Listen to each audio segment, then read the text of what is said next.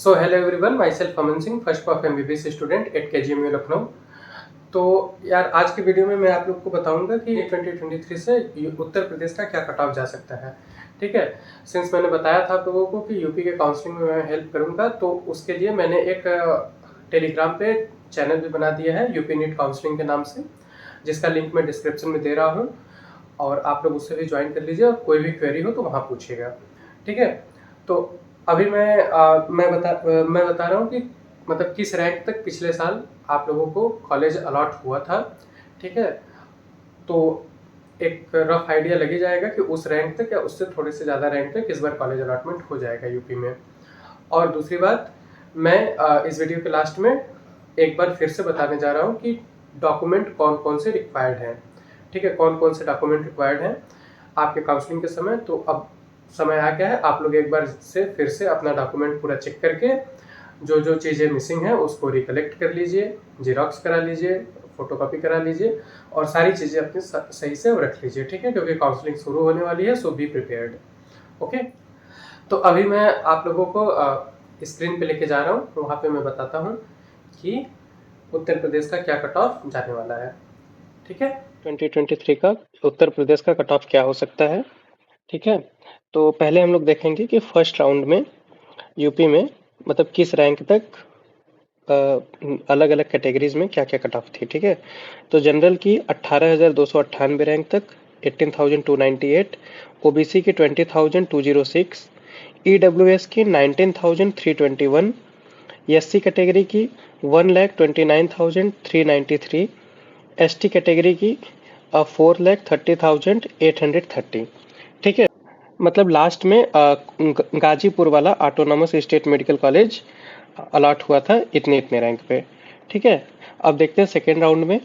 Second round में जब counselling हुई थी तो जनरल की 18,305 तक अलॉटमेंट हुआ था, ओबीसी की 18,888, ईडब्ल्यूएस की 19,440, एससी की 1,34,535, एसटी कैटेगरी की 5,27,433। ठीक है, इसमें भी गाजीपुर वाला state medical college last round में इन रैंक तक जनरल, ओबीसी, ईडब्ल्यूएस, एससी और एसटी कैटेगरी को अलॉट हुआ था। आते हैं मॉपअप राउंड पे। मॉपअप राउंड में देखो बहुत ज़्यादा सीट आती नहीं है, कहीं कहीं कॉलेजेस में सीट रहती है तो वहाँ वहाँ उस हिसाब से अलॉटमेंट होता है। तो जनरल में 22,320 रैंक पे जौनपुर की कॉलेज अलॉट हुई थी, state medical college Jaunpur. OBC 22,354 पे जौनपुर, ईडब्ल्यूएस में 23,386 सिद्धार्थनगर, एससी कैटेगरी में 1,37,298 जालौन और एसटी कैटेगरी में 5,44,267 सहारनपुर। ठीक है, तो मॉपअप राउंड में इन कैटेगरी मतलब इतने नंबर तक अलॉटमेंट हुआ है, तो इतना तो कंफर्म है कि इतने इतने तक अलॉटमेंट होगा ही। यदि आपकी रैंक इससे मतलब कि इससे अच्छी है, मतलब कि इससे बिलो है, तो आपको अलॉटमेंट हो जाएगा। ठीक है, रैंक यदि इसके अंदर है तो आपको यूपी से अलॉटमेंट हो जाएगा, लेकिन मतलब मॉपअप राउंड तक वेट करना पड़ेगा। ठीक है, अब यदि एक्सपेक्टेड कट ऑफ देखें नीट 2023 के लिए, तो क्योंकि सीट बढ़ी है ऑल इंडिया कोटा में, तो उसका थोड़ा बहुत इम्पैक्ट यहाँ पे आएगा, क्योंकि बच्चे अदर स्टेट में कॉलेज लेना प्रेफर करेंगे। ठीक है, तो अब यहाँ से यदि हम लोग देखें तो मॉपअप राउंड की आपकी कट ऑफ गई थी 22,320, तो हम यहाँ पे 22,500 तक लेके चल रहे हैं। ठीक है, ओबीसी की 22,354, तो ओबीसी की 22,500 और ईडब्ल्यूएस की भी 22,500 23,500 तक ईडब्ल्यूएस का लेके चल रहे हैं। ठीक है, एससी की 1,37,500 तक और एसटी की 5,44,500 तक। ठीक है, अब आप लोग का मार्क्स आ गया है, रैंक आ गया है, रैंक कार्ड आ गया है, तो मार्क्स बताने की जरूरत नहीं है। यदि इतने से कम मतलब इसके अंदर यदि आपका रैंक है तो आप सेफ हैं। ठीक है, मोस्ट प्रोबेबली 99.9% चांस है कि आपको कॉलेज अलॉटमेंट हो जाएगा। ठीक है, और यदि इससे ज़्यादा कम है तो आप मतलब इसके ज़्यादा अंदर है तो आप तो कंफर्म हो जाइए कि आपको कॉलेज मिल जाएगा। ठीक है, तो ये था पूरा यूपी का कट ऑफ। अब आते हैं हम लोग वीडियो पे और डॉक्यूमेंट कौन कौन से रिक्वायर्ड है उसके बारे में डिस्कशन करते हैं। तो डॉक्यूमेंट्स रिक्वायर्ड की यहाँ पे आप देख सकते हैं। आप लोग को चाहिए सबसे पहले एडमिट कार्ड, जो आपको एडमिट कार्ड इशू हुई थी। ठीक है, यदि उसकी कॉपी आपकी वहाँ पे मतलब सबमिट हो गई है, आप जब एग्ज़ाम देने गए थे, हम लोग की तो हो गई थी, पता नहीं आप लोग की हुई है कि नहीं, तो आप लोग उसका एक प्रिंट आउट लेके उस पे फ़ोटोग्राफ वगैरह पेस्ट करके उसको ले लेंगे।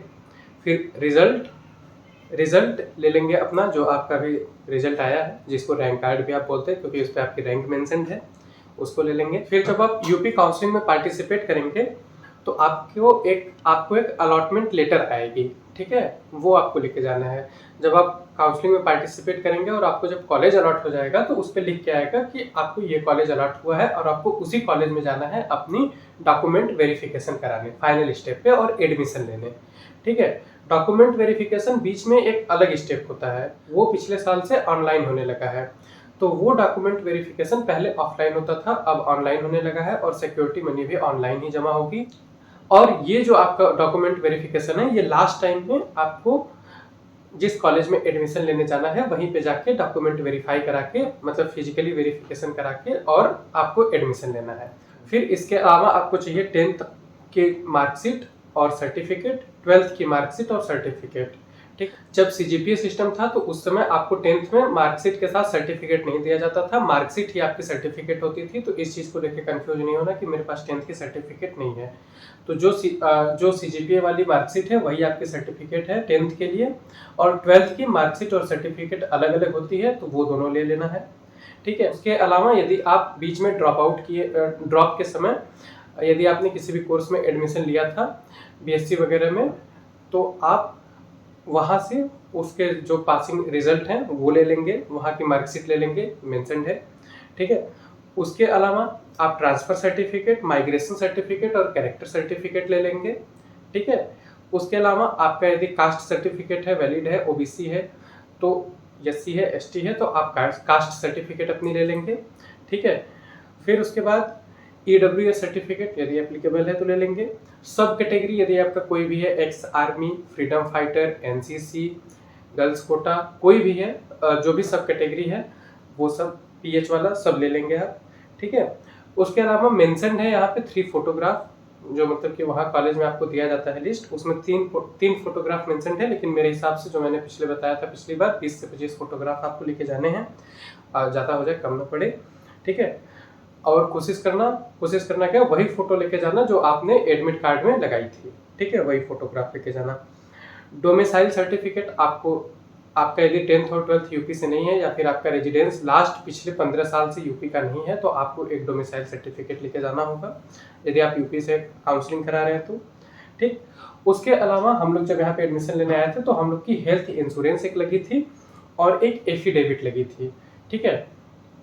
तो हेल्थ इंश्योरेंस यहाँ पे यूपी में केजीएमयू में और लगभग सारे कॉलेजेस में जो हेल्थ इंश्योरेंस है और जो एफिडेविट है वो यहीं पे अवेलेबल था, मतलब यहीं पे बन गया था। नीचे इंश्योरेंस वाले आए थे, हेल्थ इंश्योरेंस वाले, और एफिडेविट वाले भी जो एडवोकेट्स वगैरह होते हैं वो लोग आए थे, ठीक है।